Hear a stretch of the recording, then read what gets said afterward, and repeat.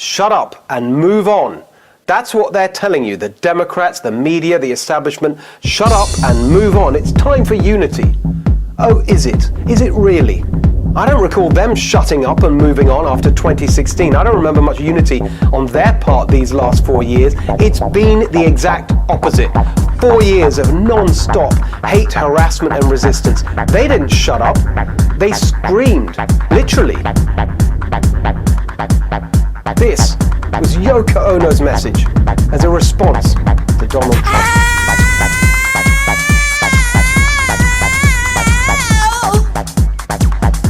I'm sorry, you gotta laugh. Until 2016, I thought Primal Scream was a band that made one of my favorite albums, but suddenly Primal Scream was the left's reaction to Trump. Obama's top aide, David Axelrod, called the whole election a Primal Scream. In California, quote, students organized a primal scream in the quad at 2 a.m. Many students all over campus have been publicly sobbing in and out of class, and quite a few are dressed in all black.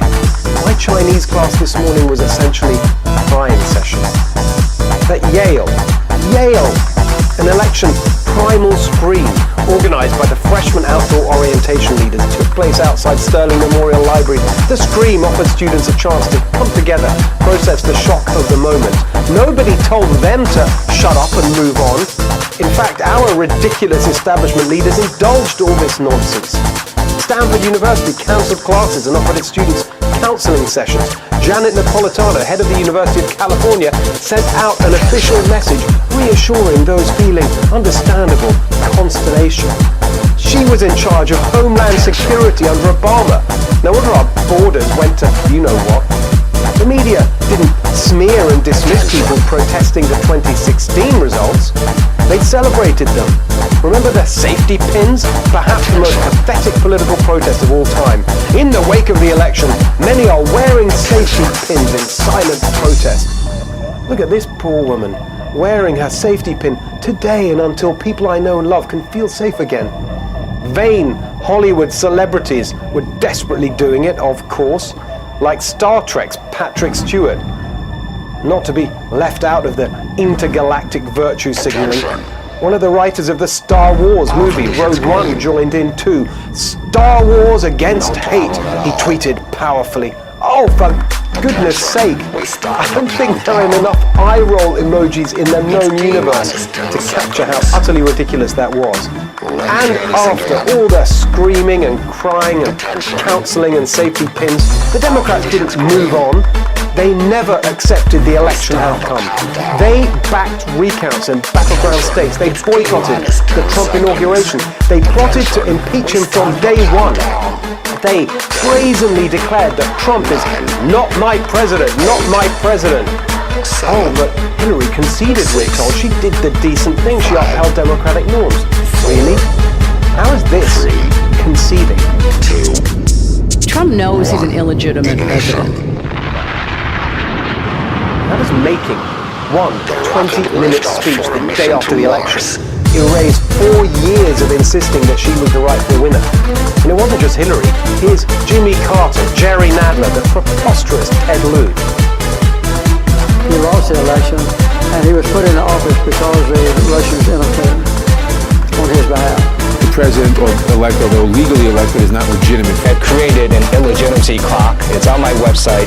If you look at it, it tells you how many days and hours Donald Trump has been illegitimate as president. Ever seen such shamelessness?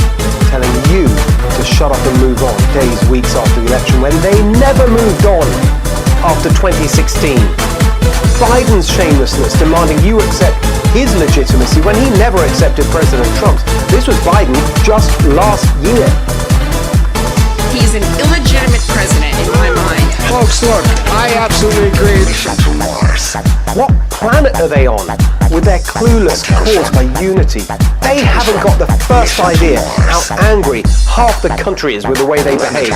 Do they think we've forgotten this? And if you see anybody from that cabinet in a restaurant, in a department store, at a gasoline station, you get out and you create a crowd. And you push back on them. And you tell them they're not welcome. Not just the their stooges in the media in Silicon Valley. Remember the video of the Google company meeting that was obtained by Breitbart? Founder Sergey Brin compared Trump supporters to fascists and communists. Google's top lawyer, Kent Walker, said Trump voters were motivated by fear, xenophobia, and hatred. He said Google should fight to ensure the populist movement is just a blip and a hiccup in history.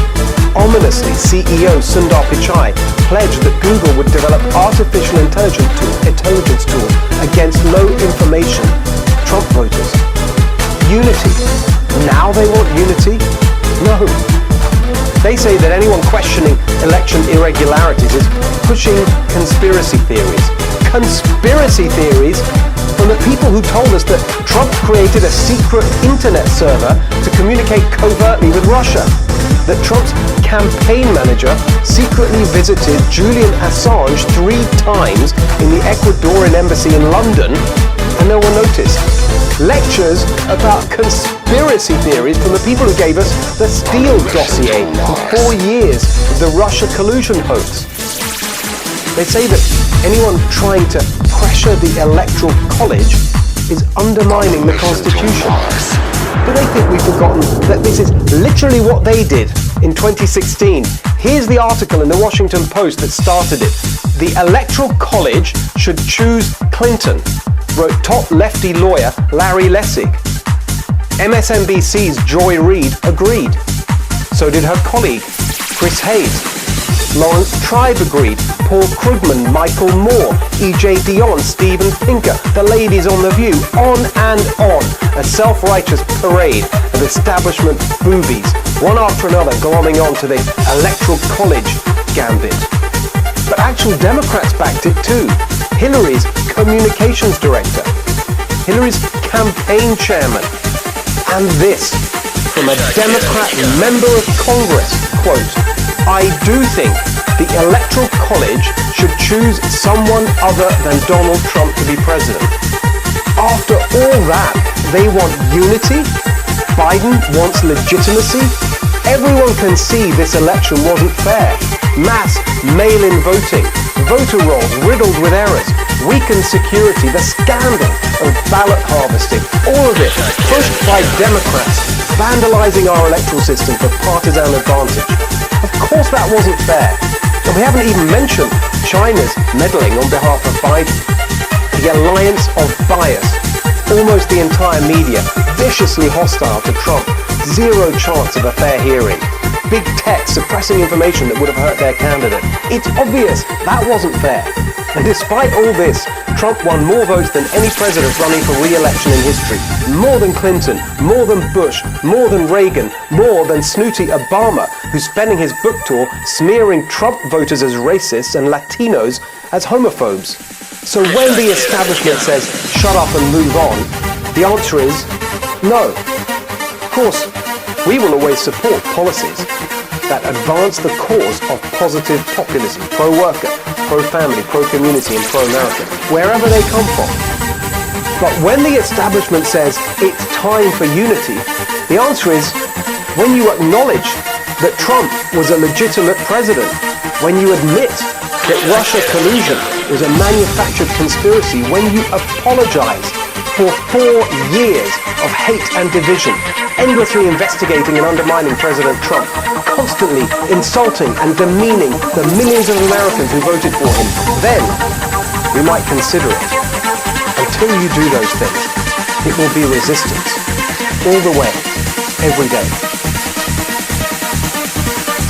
Good shot, kid. I think you got him.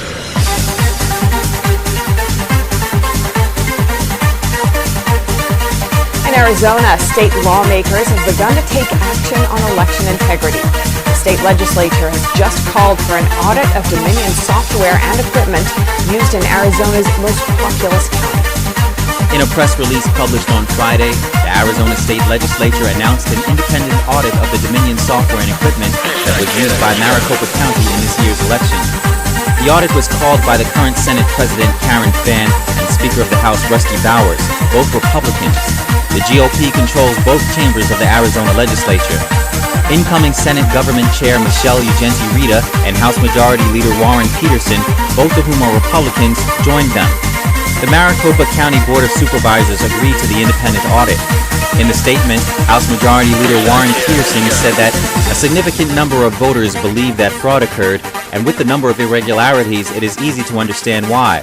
Especially concerning are the allegations made surrounding the vendor Dominion. It is imperative that the county immediately do a forensic audit on the Dominion software and equipment to make sure the results were accurate. The legislature's decision to audit voting software and equipment comes after the public hearing on election integrity this Tuesday. Multiple witnesses and experts testified on election fraud in front of 9 Republican state legislators. A polling manager in Fulton County, Georgia, told state legislators that while she was counting ballots, she came across a batch that were pristine. None had been folded and all appeared to be exactly the same. She says they could have been scanned copies. Suzanne Boyles has worked as a poll manager for over 20 years. She told the Georgia Senate Committee during a hearing Thursday about an odd batch of absentee ballots that caught her attention during the Georgia recount. Most of them were pretty worn until we came up to a batch that is, my words were pristine. It was white. It was so white. And this is a typical absentee ballot. You can see how when it comes to you in the mail, how it's got many folds in it.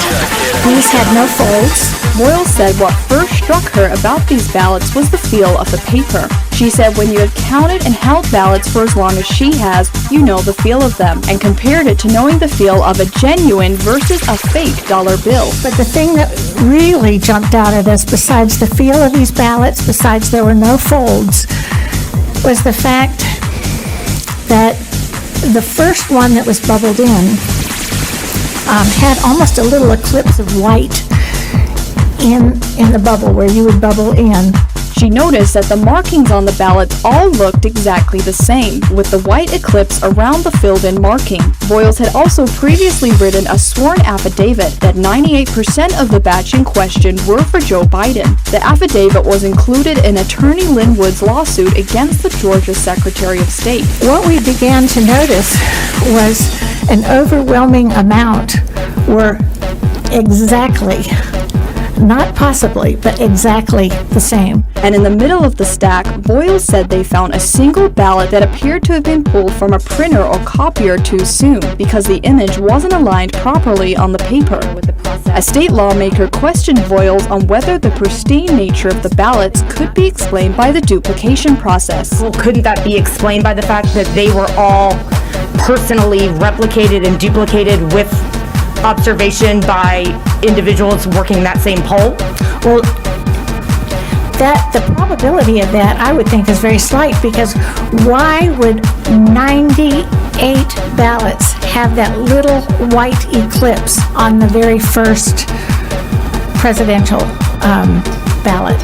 Why would all of them be exactly the same? It was very easy to see that a ballot had been replicated many times. She said it looked like the rest of the ballots were copies that had been marked by a printer or scanner, which could explain why the markings weren't properly aligned, leaving the white eclipse inside the bubble. Grace Coulter, NTD News. A former lieutenant general of the U.S. Air Force has a message for the American people. He says there's not just election fraud taking place, but acts of treason. He's calling on the president to declare a national emergency and arrest the perpetrators. NTD's Kevin Hogan has more. Is he part of the deep state? Former Lieutenant General Thomas McInerney has come out on the record alleging that treason against the nation is taking place surrounding the presidential election. He says the attempt to steal the election from President Trump is the largest cyber warfare activity in the world. McInerney says there are two groups involved, both the foreign states of China, Russia, and Iran, as well as U.S. citizens. This is 6 to 10 states bonding together to manipulate their data to take control of the U.S. government and the chief executive officer, the commander-in-chief. So this is not anything to be taken lightly. It's not dirty politics or tricks. It is treason by the very nature against the United States government and the people of America. A cybersecurity expert signed an affidavit saying TV news stations reported the counting stopped in 5 swing states the morning after the election. He calls this highly unusual and says it may indicate prior coordination, but says they did not stop counting and did so behind closed doors, demonstrating collusion to get the results they wanted in secret. General McInerney outlines a five-fold plan for tackling what he calls a national emergency. Initiate the Insurrection Act, declare martial law, suspend habeas corpus, and set up military tribunals.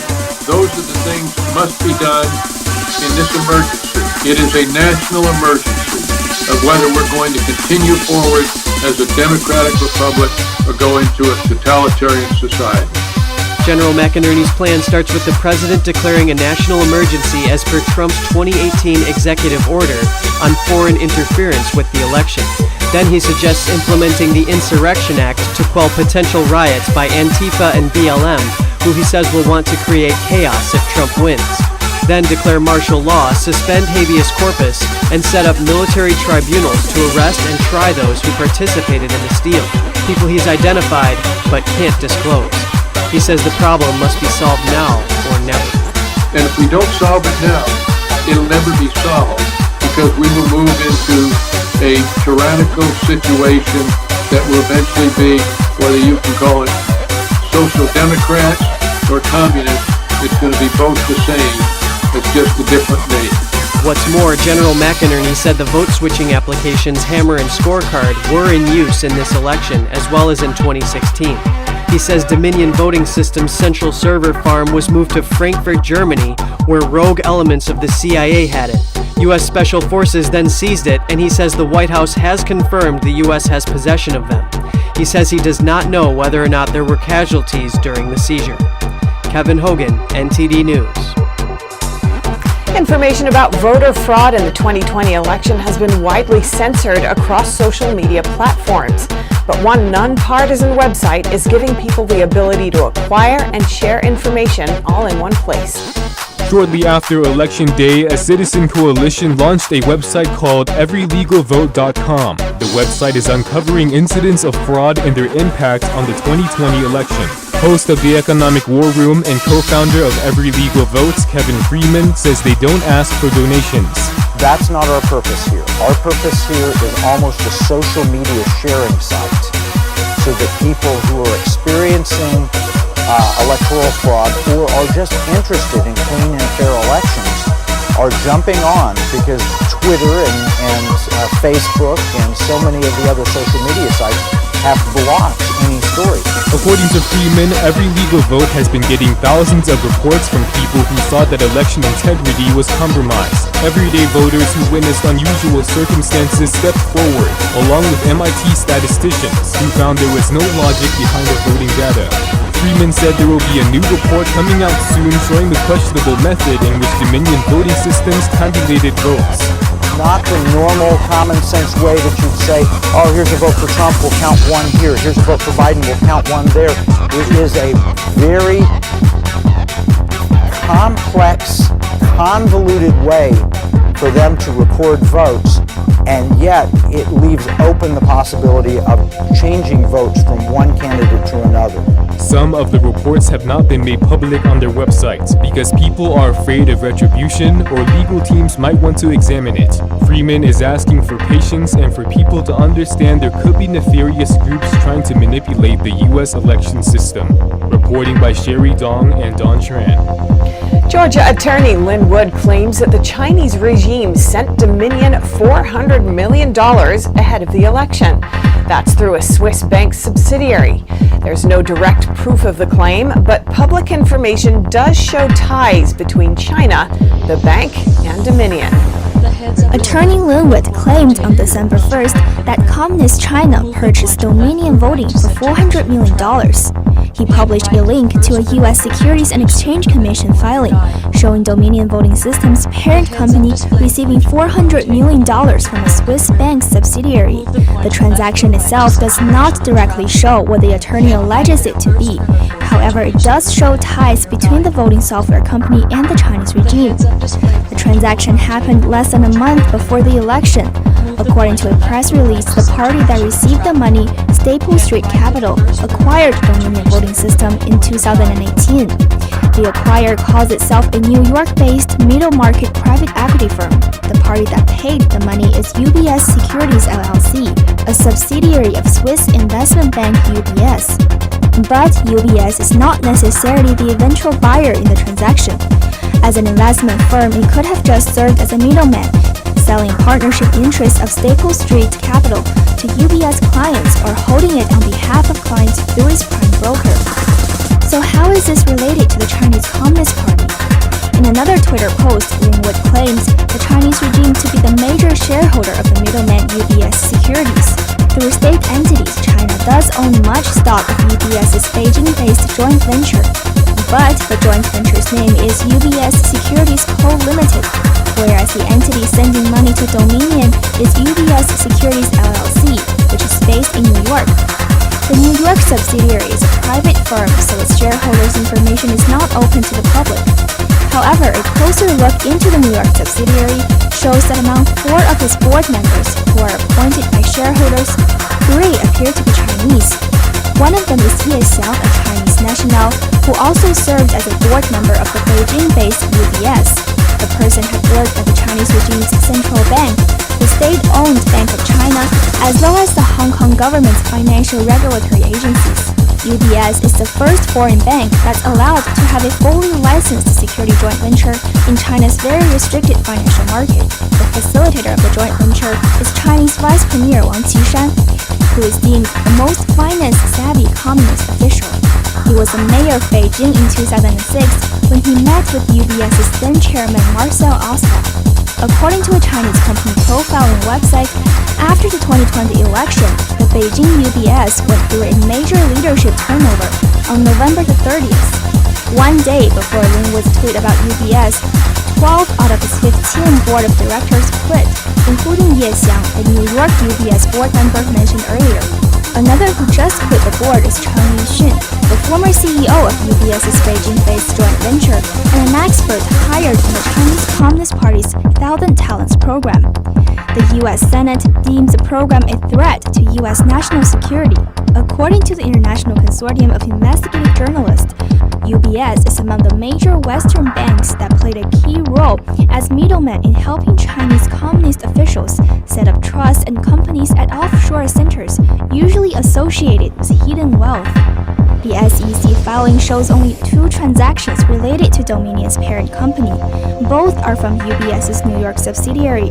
Other than the $400 million transaction in October, Dominion received $200 million from UBS in 2014. In a previous voter fraud lawsuit filed by Sidney Powell, a former military intelligence official claimed in an affidavit that Chinese operatives had access to Dominion voting system in several key states. Penny Zhou, NTD News.